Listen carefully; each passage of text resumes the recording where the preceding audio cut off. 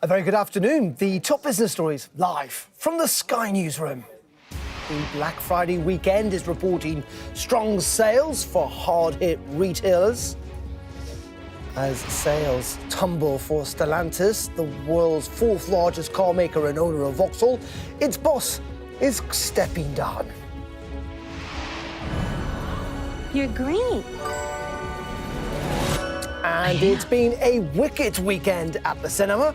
We'll be speaking to the boss of an advertising agency to see if the money has been rolling in. Plus, we'll be live in Downing Street. We're expecting the Prime Minister to turn on the number 10 Christmas lights in the next few minutes.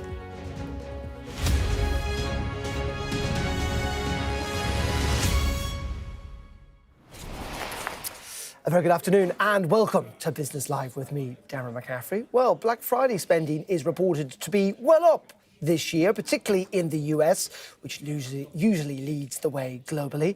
Sales have totaled more than $25 billion. That's the equivalent of almost 20 billion quid. And online and in-person systems company Stripe reports that sales using the pound also were one of the top currency volumes. Let's speak to Emily Sands, Head of Information at Stripe, who joins us this afternoon. Emily, very good afternoon to you. So it seems like it's been a bit of a bumper weekend. It has. Stripe is processing payments online and in person for millions of merchants around the world this Black Friday, Cyber Monday. Lots of household names: Amazon, Shopify, River Island, Zara. I remember growing up waiting in line physically on Black Friday for electronics here in the US. Cyber Monday wasn't even a thing. Fast forward to today, and it's truly a global e-commerce event. So we're closely tracking consumer behavior over this critical spending weekend, the size and scale, but also top-selling cities and cross-border transactions and industry trends. And we have a little microsite where we're live streaming some of this data as well. And we are averaging about 55,000 transactions per minute, peaking at 80,000. So we may be chatting over the next 5 minutes or so, and about 250,000 additional transactions will be made at Stripe. Wow, that's quite a lot of money, isn't it, Emily? Do we have any sense what it's been like here in the UK? You talked about cities. Have we got any sense? I know it's been pretty big in the US. What about here in Britain? So top-selling cities include, yes, Seattle and New York, which are home to Stripe customers like Amazon and Warby Parker. But London is right up there with enterprises like River Island, and actually neck and neck for the number 3 spot, vying with Los Angeles and San Francisco. And do we know what's kind of prompted this? It's been quite a tough time for retailers in general over the last year or two. But this, so far, kind of holiday season, if you like, does seem to be going particularly well. Is it simply that there are actually good deals to be had, do we know? I think it's a couple things. We are looking across the, businesses processing on Stripe, and there are over 30,000 businesses who so far on this holiday weekend have had their best day ever on Stripe. I took a peek at, what we're seeing in terms of industry, and it's some of the places you'd expect: retail and jewelry and clothing and toy companies, the types of places that folks buy for the holidays. Also, many of our platform partners, which are facilitating other businesses, are performing particularly well. But we're also seeing notable peaks with advertising and nonprofits really benefiting from Black Friday, Cyber Monday. And then transportation is also a notable bright spot. So it does look like folks are getting their holiday travel plans in order. Very good indeed. And that's coming through kind of money, if you like, old-fashioned currency as we know it. I've been reading articles that you are looking into crypto. We know it was a big issue during the election in the US there. Donald Trump seems to be in favour of it. Is this something that you guys are going to take into account in the years to come? We're seeing, purchases happen on traditional payment methods, on lots of local payment methods. Today, Stripe offers over 100 local payment methods, which allows our users to reach their global customer bases. Certainly, crypto is one mechanism for these monetary transactions, but we're looking across a broad spectrum of payment methods used on Stripe. OK, Emily, appreciate your time. This morning, as it is there in San Francisco, this afternoon here in London, Emily Sands there from Stripe. Thank you.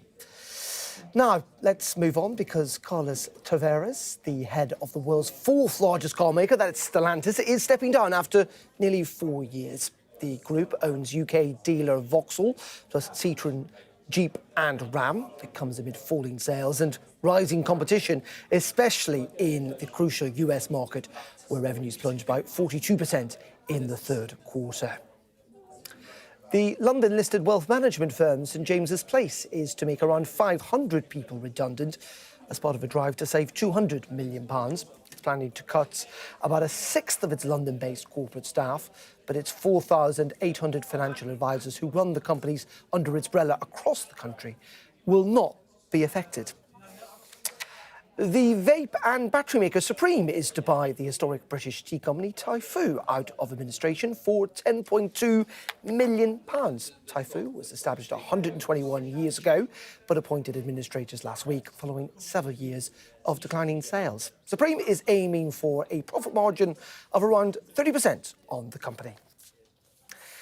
And of course, you can read more on that and indeed all the rest of the business news on our Money blog. Just scan that QR code that you can see on your screen right now.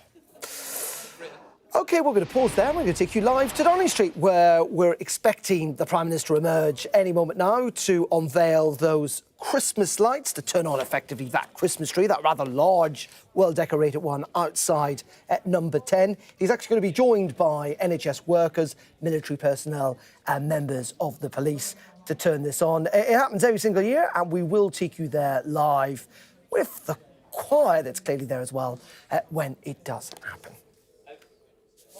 I'm very excited, at least anyway.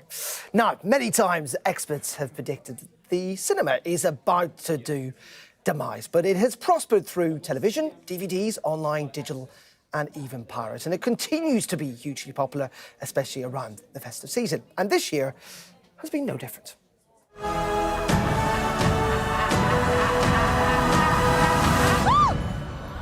You're green. I am.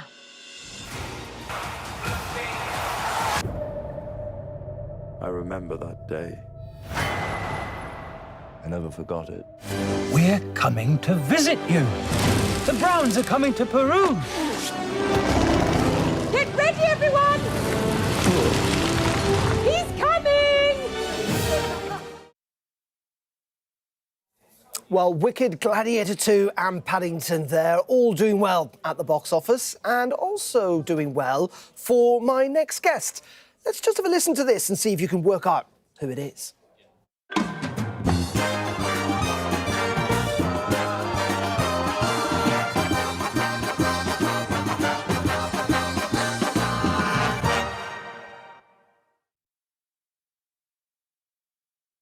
Like Pearl and Dean and that music, let's speak to Clare Turner, who's the Chief Commercial Officer of Pearl and Dean. Very good afternoon to you, Clare. Love that music. I also do love the cinema as well. You know, it's not been the easiest of times with the pandemic. Some cinemas have closed. People are back, I'm sure, this weekend watching films like Gladiator and Wicked. What's it been like from your end? It's been incredible. I mean, we've had just such a fantastic November. I mean, the films that you just showcased, Wicked, which, I mean, so many records have been broken. You know, it's the highest opening weekend of the year for Wicked. You know, Gladiators, the most successful Ridley Scott film, and then Moana 2, which wasn't shown, it just came out this weekend, which, is the most successful animated release since the pandemic. So for us, it just feels like a really fantastic end to the year. You know, we've, as I mentioned, November is doing really well. It has been the highest opening weekend ever in the UK. This year, should I say. So it's really, it's been a really, really, really positive month for us. And we've still got Mufasa, The Lion King, Sonic 2 to come out. It's really positive. And for advertisers, it's been a really incredibly popular time. We're very happy. It's kind of an unusual business in the sense that you are so reliant on what the movie houses and what the big film companies make, and that does ebb and flow. I know you guys made a loss last year. How difficult, how appealing is what I'm trying to get at. How appealing is still cinema advertising when it is, frankly, quite unpredictable? It is still, the one place that you can see films for the first time. It's the one place where families and groups of friends can come together in a social environment and not be second screening and, a license to put your phones away. It is a completely safe environment for brands. You can be highly targeted, and that the content and the quality of the content is up there. So I think, from a consumer and a cinema goer, and I love going to the cinema with my kids and with my friends, it is the one place that you can go and just completely switch off and escape. And for brands, the attention that we pay as cinema goers to what we're seeing on the big screen is second to none. It is, but I suppose what I'm trying to say is how does it work? I don't understand how it works in the sense that how do you sell advertising to an audience that you don't know how many people are going to turn up? I mean, there are big films that sometimes flop, no one goes to see them. To advertisers then say, you know what, we want some of our money back. Well, we've got fairly robust forecasting models. So yes, there might be outliers, the odd film here or there that doesn't do as well as we predict it to do. But the majority of the time, we've got huge research and, databases going back over 20 years looking at uncomparable films. So we can quite accurately, in the main, forecast how films are going to perform. And there are ways that brands can reach audiences outside of on screen. So we have, partnerships with some of our sites, such as Everyman, Showcase, Omniplex and Curzon, which is more reliant on the whole experience rather than the actual numbers. And just very finally, Claire, you seem pretty confident about the future of cinema. There is a lot of attention, on cinema at the moment, given the competing devices that I talked about. But at the same time, that's not guaranteed, and we know that cinemas are closing down. What do you think underlying means that actually cinema will succeed, not just for the next couple of months, next couple of hits, next couple of years, but even for decades to come?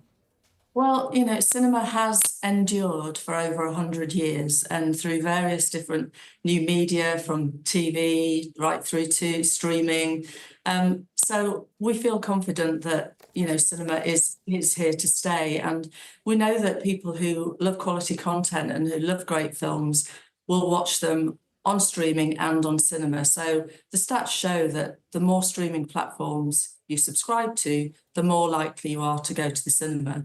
So I think, as well as, from a sort of family point of view and parents, it is a great place that you can go and take your kids and know that they're not going to be bombarded by any unsuitable creative. So Okay. We're very much here to stay. Okay, let's hope so. I'm a big cinema fan myself, and as I say, when I hear your music, it does say cinema to me. Thank you very much indeed. That's Claire Turner there from Pearl and Jean, joining us from Central London. Okay, you're watching Business Live. We'll take a quick break. Coming up next, we'll have those Downing Street lights, hopefully, for you. Plus, we'll be looking at the markets. As you can see, the FTSE is up just over 0.31%. As I say, we'll also be in Downing Street, where we're expecting the Prime Minister to come out and turn on those lights with a bit of festive music too.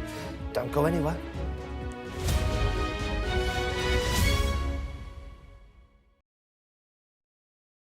Trust in politics is at an all-time low. What's going wrong, and can we fix it?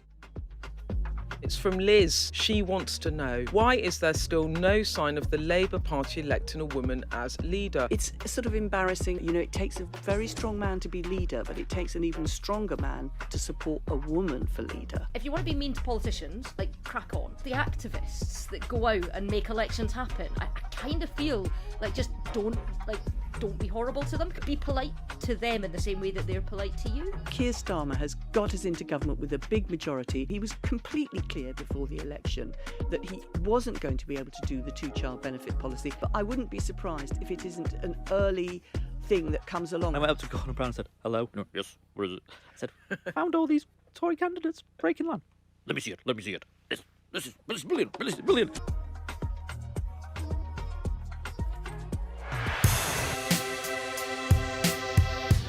I'm Martin Brunt, and I'm Sky's crime correspondent.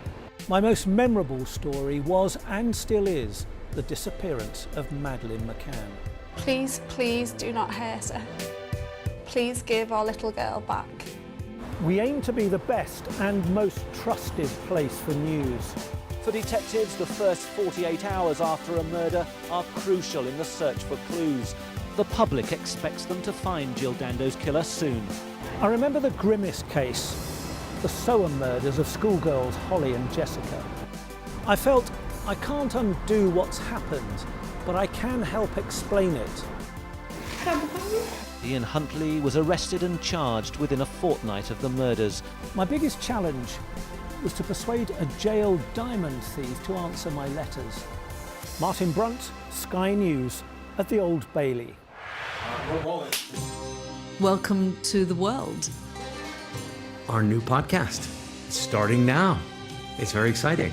Every week we'll be reporting from the world's trouble spots. We get to hold those in positions of power accountable, and we get to ask the questions that the audience, the listeners, want to know about. And that's why it is so important that people tune in, come along for the road, come along for the journey. It'll be fun.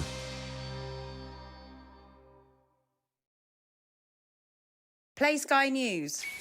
From the Sky News Centre at 7. Now that you're up to date, we can go into a bit more detail. Things can change incredibly quickly. Taken by surprise. Have you ever known a moment like this in British politics before? Yes. Cheers. We'll start with breaking news. Let's get the latest on the ground. So, by the end, we'll hopefully all understand what's going on in the world just that little better.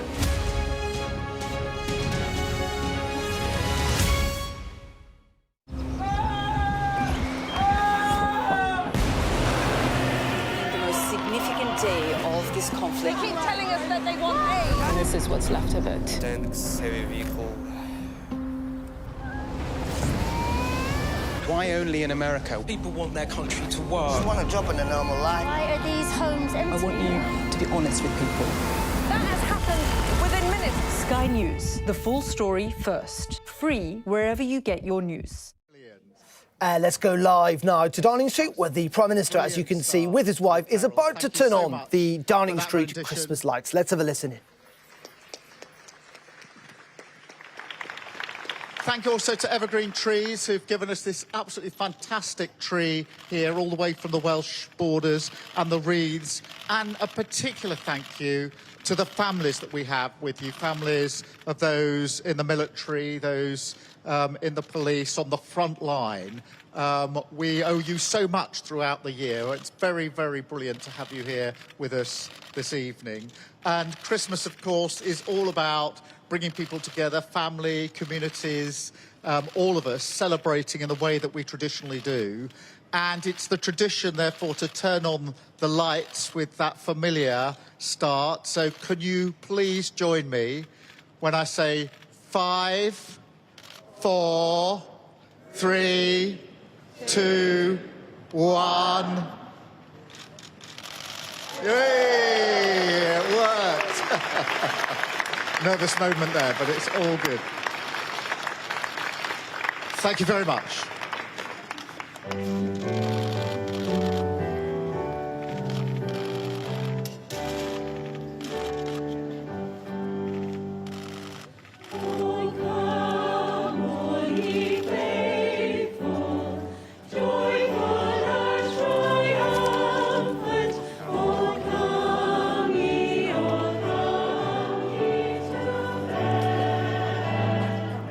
Okay, and there you go. That is the number 10 Christmas lights being turned on by the Prime Minister. Quite a tree.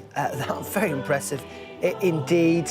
With some music, Prime Minister being joined by NHS workers, military personnel and members of the police in an annual tradition to turn on those Christmas lights in Downing Street. The Prime Minister essentially thanking public sector workers, thanking firefighters, NHS staff and hospitality workers, as well as police and the armed forces, saying that it is important to remember that they keep working during the festive period and that on behalf of the whole country, we thank them. There you go. Very festive indeed. Now, let's talk about tipping, because lots of people will be spending time in restaurants and bars, won't they, in the next couple of weeks, because the latest trend in tipping is to get some people essentially a bit hot onto the collar, if you like, because gratuity prompts on card machines, when you've already paid, are now asking, would you like to put a tip on top of a tip? So they can ask you to pay up to 20% extra. And if you're afraid to say no, it can cost you a pretty penny. Let's speak to Luke Bevan. He is the UK Chief Executive of the Contactless Payment Sum Up, which has done research into all of this. So, Luke, this is essentially when you go into a restaurant or whatever, you've paid the bill, which includes, or you're paying the bill that includes the optional service charge. The waiter or whatever presents you with a card machine, and the card machine said, would you like to pay a bit more? Yeah, in principle, although I don't often believe it would be a case of a double tipping, so it would be on your receipt and then on the card machine. What effectively is happening is the card machine is making the prompt that may have been previously on a receipt or maybe would have just been expected, like perhaps when you were handed your change, you may be expected to, I don't know, give a couple of pounds in the tip. So I just think the technology's enabled a digital tipping ecosystem where it was not previously available. But this is also in circumstances, isn't it, where, you know, you find it, sometimes you go up to a bar now, in a pub, you order a pint, the barman pours you a pint, he asks you to pay, and the machine then says, would you like to pay a service charge? Something, you know, frankly, very few people have ever done in this country before, kind of tipping barmen, if you like. I mean, I think I've worked at a bar. I'm sure we all have at certain points in our youth. I think the concept of perhaps being bought a drink at the end of the night is not completely alien to punters. But yeah, I do agree that it may be quite uncomfortable to be prompted for a tip where you're not usually expecting to pay a tip. And the card machine can be set up to be prompted in or not prompted automatically. I think there's perhaps some resistance to, in that environment that you say, you've just bought a pint, it's probably quite expensive right now because of cost of living, and you're expected to pay 20%. But I don't actually think that's really the key purpose of the technology. The technology is more about making digital tipping available in a digital economy. In the UK, we now use 90% of our commerce transactions are done digitally, whereas they would have been cash in the past. So it was quite difficult to tip, maybe even 5 years ago, without a card reader when you wanted to tip, because you didn't have change. So the technology is about enabling the option of a tip where you feel that the service warrants it. It's not trying to shame you into giving a tip. Well, that's the interesting debate, isn't it, I think, Luke, in many regards, because you sometimes now go in and order a takeaway coffee and the machine asks you whether you'd leave a tip or not. You know, people will be sometimes, let's be honest about this, embarrassed to click no. And if they click yes, that means their coffee is 10, 15, 20%. So what I'm trying to suggest is, I agree with you, it makes it easier, but does it essentially just make it easier for businesses to make a bit more money? Well, firstly, I mean, I believe that most businesses do pass down these tips to their staff. I mean, in the UK, a discretionary tip is not a taxable item that can be passed straight to the staff. Sorry, carry on, Luke. Yeah. So I think firstly, I hope that it's not about businesses making extra money, and we do know that many of the hospitality businesses in the UK have had a difficult 5 years, maybe even beyond that. So I think many people want to support their local businesses, especially if they had good service. Now, in terms of that scenario that you describe, where perhaps you go to a machine and you're prompted for a tip, you may have ordered from a self-service kiosk, which is something that Sum Up do, and NAS will not automatically prompt for a tip, because the culture in this country is not to tip where there'd be no service. Yeah, fair. It's a really interesting debate, and I know it does irk a lot of people. Luke, for the time being, from Sum Up, thank you very much indeed for joining us. No problem. Have a good evening. Thank you. You too. We've just got time for a quick look at the markets on this Monday evening. Let's speak to Anna MacDonald from Albury Capital Management. Anna, very good afternoon to you. And actually, we should talk about France because this is a big political and economic story. Yes, it's big news today in financial markets. What we've seen is that Barnier, the Prime Minister, has pushed through a budget vote, but he's used a special constitutional method, which means that a no confidence vote will now be called.